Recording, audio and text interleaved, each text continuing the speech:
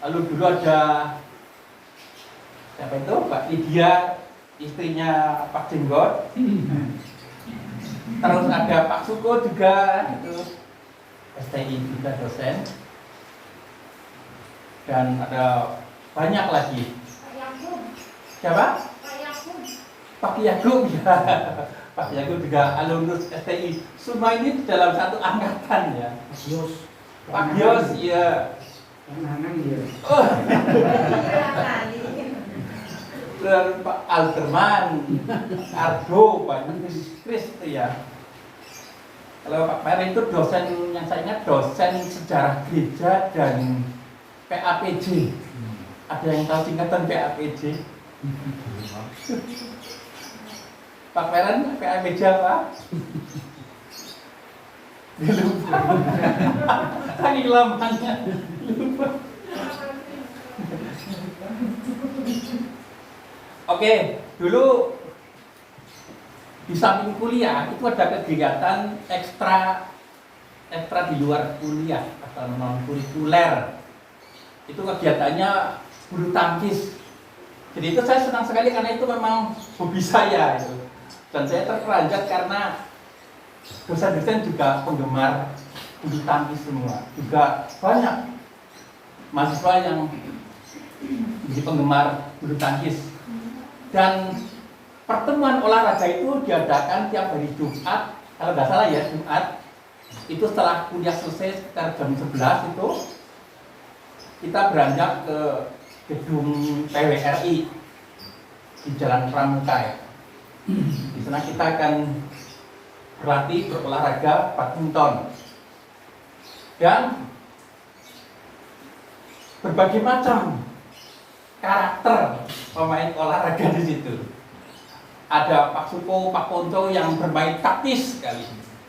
Lalu juga Pak Peran, itu permainannya semesannya itu menggelegar. Dan beliau itu senang memberikan lob serang itu. Dan saya merasakan diri sebagai musuhnya waktu itu. Saya sering keceklak-ceklak. Maju ke depan, kok sudah belakang.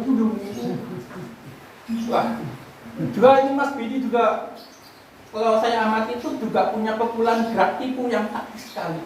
Menipu ya? Iya, menipu yang tidak berdosa ya.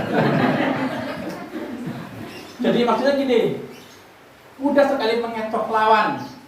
Seakan-akan bola mau ditaruh di depan, tapi ketika mereka mendekat musuh, tak ke belakang, pecah belah. Seakan-akan dikasih pedupon, tak ke sini saja. Jadi banyak karakter, tipe-tipe permainan. Kalau tipe permainan Pak sampai ke Pak Icardi itu selaku rektor, itu paling serundul. Itu senangnya bola-bola kecil. Gitu. Jadi kalau kasih bola kecil, kalau nggak masuk dia diem, tapi kalau masuk dia bilang skill. Sekarang bilang skill. Padahal cuma satu saja sudah kos-kosan. Luar biasa itu. Nah, saya pernah teringat juga waktu setelah badminton itu di tempat parkiran itu, saya sama Mas Beni itu belum pulang, dan Pak Pera itu sudah pegang motor mau pulang. Dan beliau, Pak Pera menawarkan ke saya, Mas Nanang, ayo mampir ke rumah saya. Ada apa sih Pak? Ya apa aja ada. Tapi saya agak ada gengsi juga ya. Terima kasih Pak, terima kasih itu. Saya berpikir, pasti banyak makan itu. Saya agak menyenangkan ya. Ya maklum saja kalau namanya kuliah di kos-kosan itu ada makanan senang banget. Tahu kalau makan siang itu pada penekan pohon jambu di asrama itu. Jadi siang-siang makannya pakai jambu yang udah matang. Nah begitu. Jadi di dalam pertandingan badminton itu banyak karakter dan banyak jenis pukulan. Ada pukulan smash, pukulan low, drop shot, flashing, ya. Lalu juga ada backhand, ada around the head yang diputar gini. Ya. Tetapi ada yang menghindari sebuah pukulan sangat dihindari. oleh tiap pemain. Kira-kira pukulan apa itu? Dan pukulan bola tanggung itu sangat dihindari.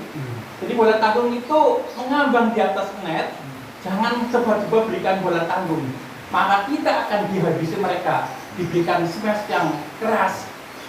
Ya, jadi jangan sampai memberi bola tanggung. Bapak Ibu dan Saudara yang dikasihi Tuhan, kalau kita memberi bola, kalau mau tinggi-tinggi sekalian saja, jadi tidak bisa diadang, dilompat-lompatkan. Tapi kalau bola rendah, kasih bola datar yang tipis-tipis saja.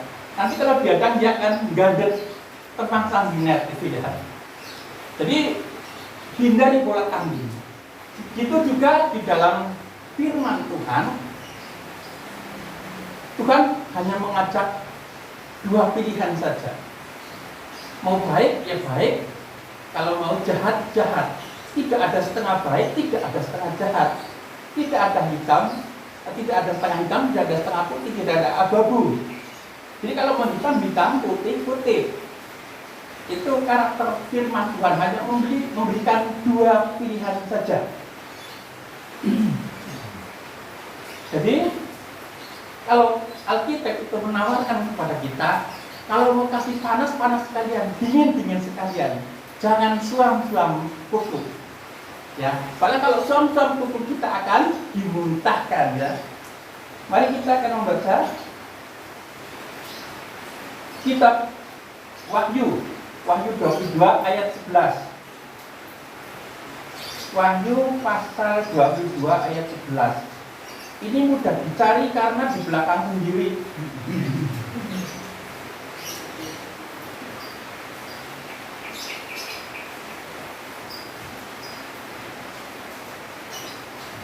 Oke, akan saya bacakan Wahyu 22 ayat 11. Barang siapa yang berbuat jahat, biarlah ia terus berbuat jahat. Barang siapa yang cemar, biarlah ia terus cemar. Dan barang siapa yang benar, biarlah ia terus berbuat kebenaran. Barang siapa yang kudus, biarlah ia terus menguduskan dirinya. Amin.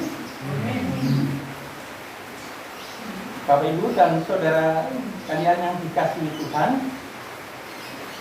jadi di dalam firman Tuhan itu tegas, di sini tidak ada status tanggung, tidak ada zona abu-abu, tidak ada zona remang-remang, adanya dua pilihan. Kalau baik-baik, jahat-jahat, seperti melakukan sebuah pembiaran ya. Istilahnya seperti itu. Bapak Ibu dan Saudara yang dikasihi Tuhan, ada sebuah lagu atau dua buah lagu tepatnya. Ini lagu lama. Lagunya Christine Panjaitan. Judulnya Tangan Tak Sampai. Dan yang satu lagi lagunya Fetty Vera, lagu dangdut berjudul Sedang-sedang Saja. Nah, lagu yang pertama ini, lagu berjudul Tangan Tak Sampai oleh Christine Panjaitan, itu saya kira seperti ini. Saya kira seperti ini. Biarlah yang hitam menjadi hitam, jangan harapkan jadi putih. Itu ya. Lah, lagu Fetty Vera yang berjudul Sedang-sedang Saja seperti ini. Yang sedang-sedang saja. Jangan lagi.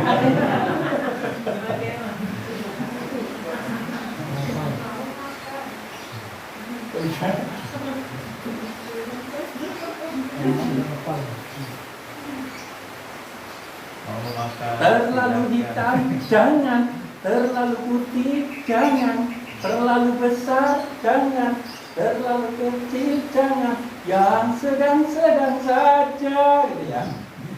Terlalu gemuk jangan, terlalu kurus jangan, terlalu kaya jangan, terlalu miskin jangan, yang sedang-sedang saja. Dari dua lagu ini Kira-kira mana yang selaras dengan firman Tuhan tadi? Yang pertama. Nah, betul yang pertama. Pilihannya 2, kalau yang terakhir seperti berarti pilihannya 3, gitu ya. Jadi betul sekali. Jadi tidak ada pilihan yang ketiga di dalam Alkitab, tetapi sekalipun di dalam dunia ini ada pilihan ketiga seperti lagi seperti perak, mencari aman itu di tengah-tengah. Tetapi firman Tuhan tidak ada kompromi. Jadi kalau ada satu dianggap kambing, satu dianggap domba, satu dianggap ilalang, satu dianggap sebagai gandum. Satu hamba yang baik, satu hamba yang jahat. Lalu ada orang benar, orang fasik. Ada 5 gadis baik, bijaksana, 5 gadis bodoh. Ya. Jadi kalau ada berkat, ada kutuk, tidak ada di tengah-tengah. Pilihannya cuma 2 saja. Kalau ada Adam, juga ada Hawa, tidak ada Dorce. Ya. Bapak Ibu dalam dikasih Tuhan, memang cuma ada 2 pilihan seperti itu. Nah, di dalam firman Tuhan ini dikatakan, kalau kita perhatikan baik-baik, ada 4 nilai atau 4 karakter.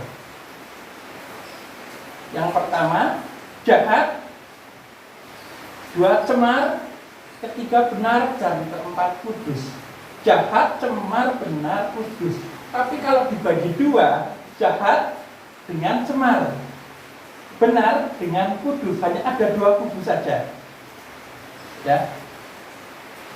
Kalau kita melakukan ini, kita ada upahnya semua. Melakukan yang baik, melakukan yang jahat, ada upahnya semua. Bedanya kalau melakukan yang baik, yang jahat, maka upahnya adalah hukuman. Tetapi kalau melakukan yang baik, upahnya adalah kasih karunia, berkat, keselamatan. Amin. Nah, itu tentang 4 karakter. Dan kalau kita perhatikan baik-baik, ada kata yang diulang-ulang terus di sini. Kira-kira kata-kata apa?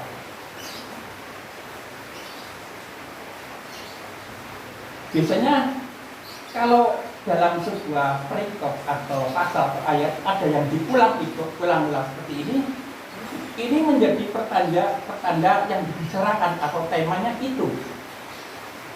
Kira-kira apa di sini? Barang siapa, betul. Terus?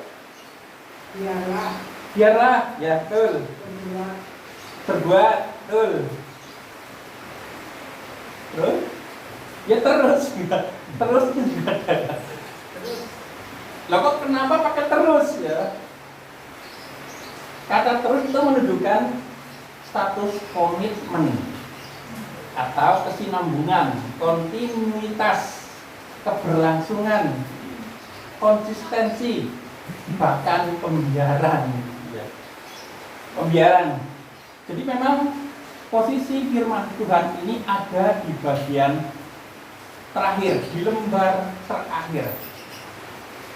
Di dalam firman Tuhan ini kita melihat bahwa firman Tuhan ini segera akan ditutup dengan kata amin. 10 ayat lagi akan ditutup dengan kata amin. Kasih karunia Tuhan Yesus Kristus menyertai kamu sekalian. Amin. Jadi kalau yang dinamakan doa itu definisinya adalah percakapan dengan Tuhan atau komunikasi dengan Tuhan. Jadi kita bertanya-tanya, doa kan kita cuma satu arah saja, saya dengan Tuhan. Kenapa dibilang komunikasi? Lalu Tuhan kepada kita kira-kira apa bentuk komunikasinya? Firman Tuhan, betul. Firman Tuhan, jadi kita berbicara kepada Tuhan melalui doa, ditutup dengan kata amin. Tetapi Tuhan berbicara kepada kita dengan firman Tuhan dan juga sama-sama ditutup dengan kata amin. Jadi inilah percakapan komunikasi 2 arah. Lalu kalau kita melihat baik-baik,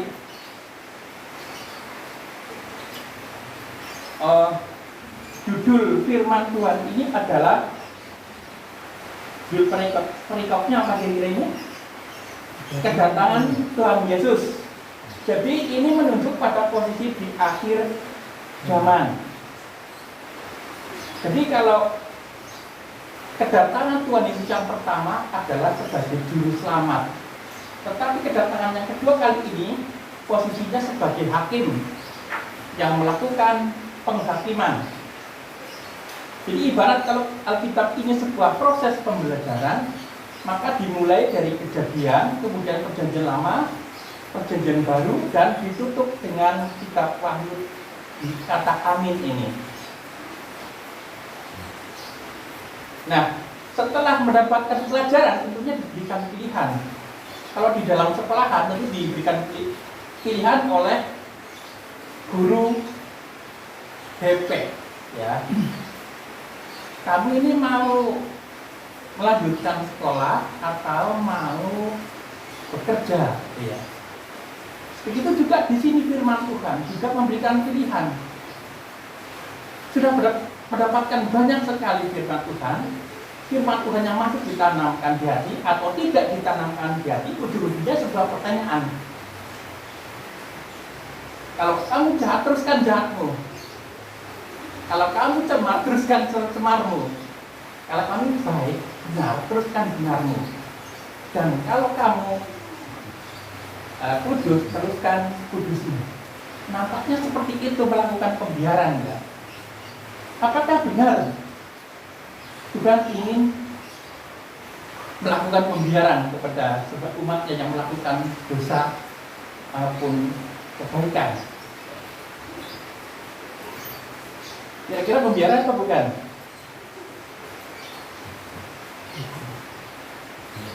Bukan, ya. Oke. Jadi dari Wahyu 22 ayat 11 ini ada 3 nilai penting yang menyelamatkan manusia di masa penghakiman. Ada 3 nilai penting yang menyelamatkan manusia di masa penghakiman. Nilai yang pertama adalah kasih Allah. Nah, kita melihat di sini ada kata jahat, cemar, dan seolah-olah itu pembiaran. Tetapi sesungguhnya tidak pembiaran. Kalau kita melihat di ayat 17, 5 ayat kemudian, ayat 17 dikatakan bahwa Allah masih menawarkan keselamatan melalui air kehidupan, yaitu Roh Kudus. Jadi ada proses pertobatan melalui firman Tuhan, dan Allah tidak membiarkan sebuah dosa yang terus berlanjut. Allah tetap mengawal kita, memberikan kasih-Nya kepada kita untuk kita tetap bisa diberi kesempatan untuk berubah. Saya ambil contoh seperti ini. Dulu waktu saya masih SD sekitar kelas 2 itu, ya saya butuh buku bahasa Indonesia, dan juga saya butuh SPP karena belum bayar uang sekolah. Lalu saya minta kepada orang tua saya, ayah dan ibu saya, Bu, saya belum bayar ini, aku belum bayar kalau buku bahasa Indonesia. Kan uang nih, nanti bapak bayar kok gajian. Orang yang minta kita pada bayar kok dari aku tak ngurung. Lalu saya ambil sapu, dipukul-pukulkan ke pagar rumah. Bocah apa itu ya? Wes, kowe nek kaya kowe kan alu kok bae dolan nang sinagog. Bisa balik sama dang. Atau kalau saya juga suka dudusan itu, mandi-mandi di sungai Susukan itu Negara. Terus kena dudusan terus kena. Ora bali ora sama dang, terus kena baik.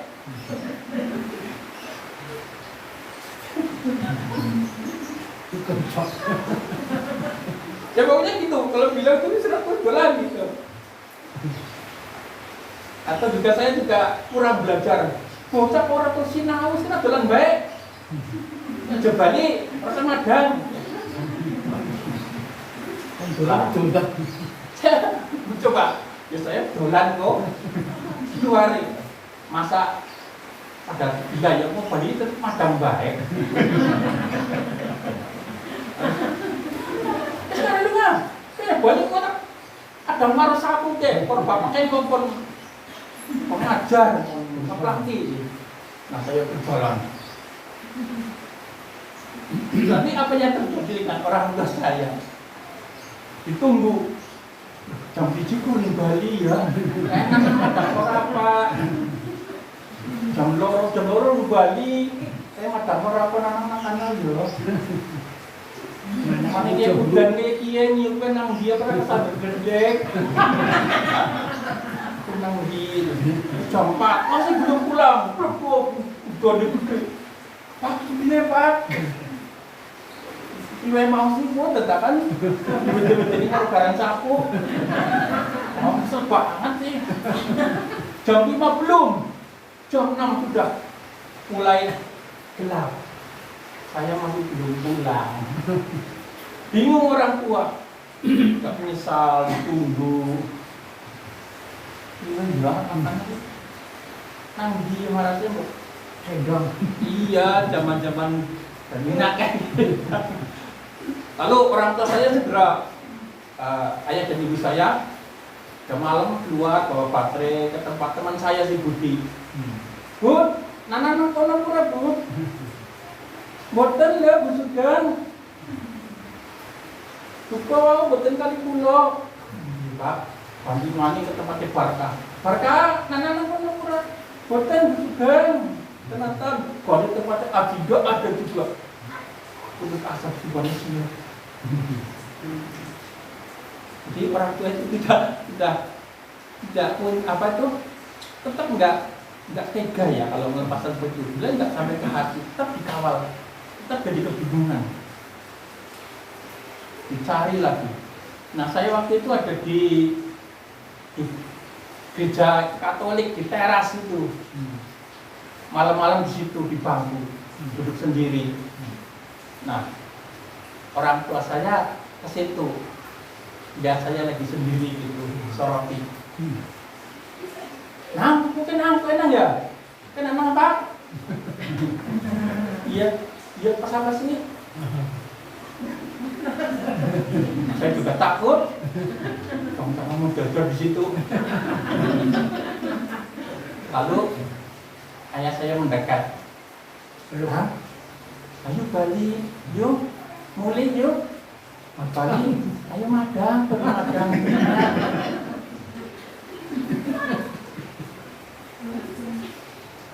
SPP, masuk bayar SPP nya sama, gue bayar SPP. Terus gue bayar upah Indonesia, terus anak kayak Bali yuk, kita sejaknya semur jengkol. Ya, bilang. Lalu saya segera digendongnya. Resiko Bali itu banyak banget ya. Ya Pak, Bu. Sampai di rumah saya makan ditinggoni orang tua. Dia nyantuk teh hangat. Saya jadi itu orang tua seperti itu ya. Sebetulnya Tuhan dikesal seperti ini. Lihatnya jangan lah. Karena cemar orang alarm sedeng punya anak kalau gitu. Tapi jadi tetap nggak tega. Padahal itu juga berkata bahwa Tuhan berkata masih menunggu kesempatan kita untuk bertobat. Minta saja Roh Kudus itu gratis saya diberikan kepadamu. Ya. Jadi kita masih menunggu walaupun di saat-saat seperti ini, saat-saat terakhir dia masih menunggu kita untuk bertobat. Mendapatkan Roh Kudus, kalau mendapatkan Roh Kudus tentunya kita harus bertobat menerima Yesus, lalu membaca firman dan kita dibenarkan. Nah kita masuk ke dalam hal yang kedua, yaitu nilai penting yang kedua adalah benar atau kebenaran. Ini berbicara tentang integritas. Integritas itu antara percakapan dengan antara omongan atau percakapan dengan kenyataan atau perbuatan itu sama dan selaras. Itu namanya integritas. Kalau ngomong A, perbuatannya A, B, B, jangan kebalik-balik. Itu bukan integritas yang dimaui Tuhan. Tuhan menghendaki kita berbuat benar seturut dengan firman Tuhan. Kita melihat di sini di dalam Roma 3 ayat 28. Roma 3 ayat 28 dikatakan, karena kami yakin bahwa manusia dibenarkan karena iman dan bukan karena ia melakukan hukum Taurat. Karena kami yakin bahwa manusia dibenarkan karena iman dan bukan karena ia melakukan hukum Taurat.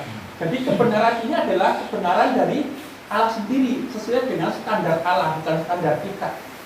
Apapun yang kita perbuat, baik itu amal ibadah, apapun puasa, tetapi tidak akan bisa membuat Tuhan luluh dan berbalik, kecuali dengan standar Dia sendiri melalui karya penebusan anaknya yang tunggal, Kristus Yesus saja kita dibenarkan.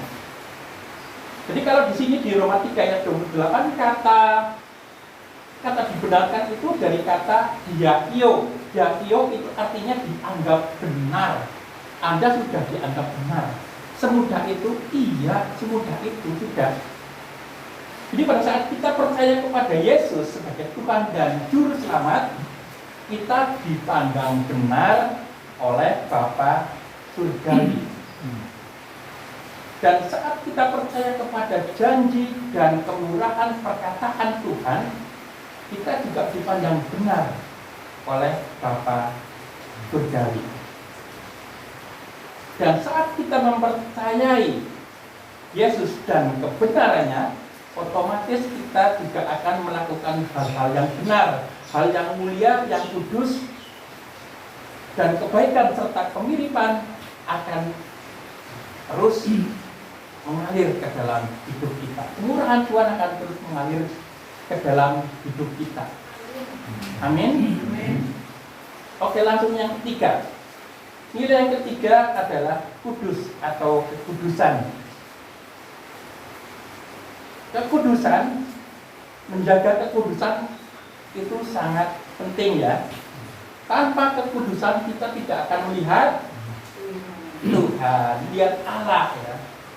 Ibrani 12 ayat 14. Ibrani 12 ayat 14.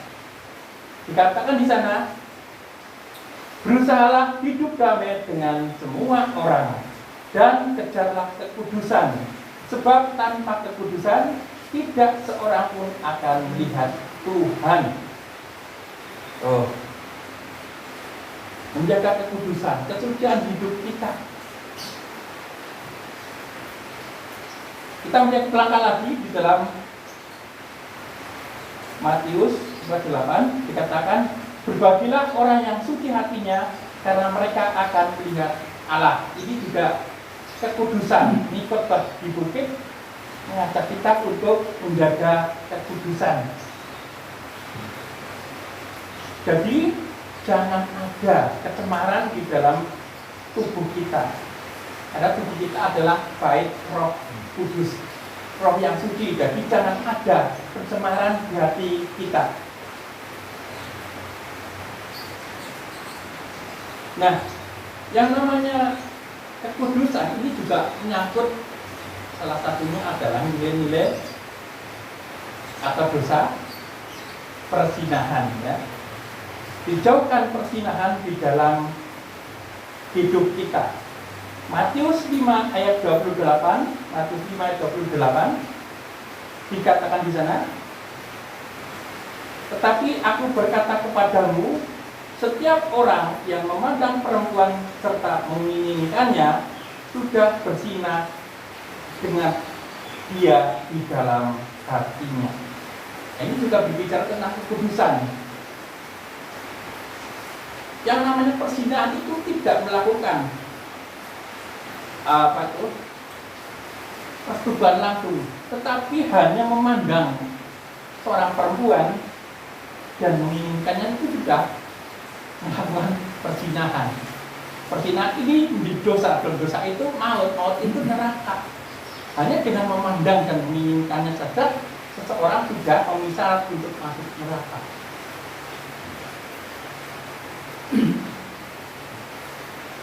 Lalu, tapi kan guru juga memandang murid, dosen juga memandang mahasiswa, mahasiswi. Itu berdosa apa enggak?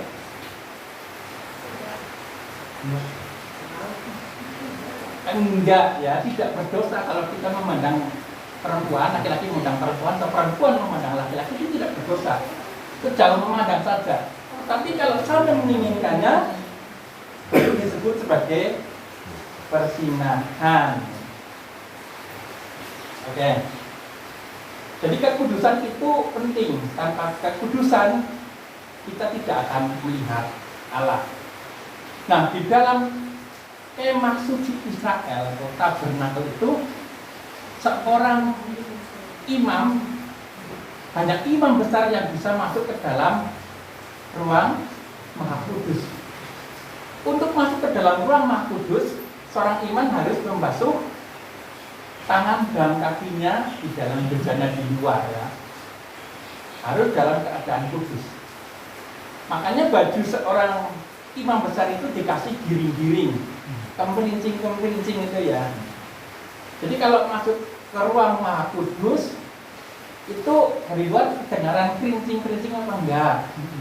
Kalau enggak kedengaran berarti almarhum. Nah, tapi juga ini ada juga sebuah tradisi yang mengatakan imam yang masuk ke dalam ruang Maha Kudus itu kakinya dikasih rantai, lalu diulur kayak layangan itu masuk ke ruang Maha Kudus sana. Dengan harapan nanti kalau dia dianggap tidak kudus sama Tuhan, mati di sana, nanti bisa digeret ini ya. Soalnya kalau ngambil sendiri ke sana juga ikut mati. Belum tentu itu kalau bukan imam bisa apa lagi sih? Nah, tapi ini ternyata juga bukan benar tradisi saja, perkiraan. Karena kalau kita memasukkan barang atau benda-benda asing semacam rantai, kalau bukan dikehendaki Tuhan malah masuk sebagai pelanggaran. Ya. Jadi sangat penting kita melakukan nilai-nilai seperti ini. Jadi nilai penting yang bisa menyelamatkan manusia di sini sesuai dengan Wahyu 22 ayat 11 adalah yang pertama kasih. Dalam ini hal ini adalah kasih Allah.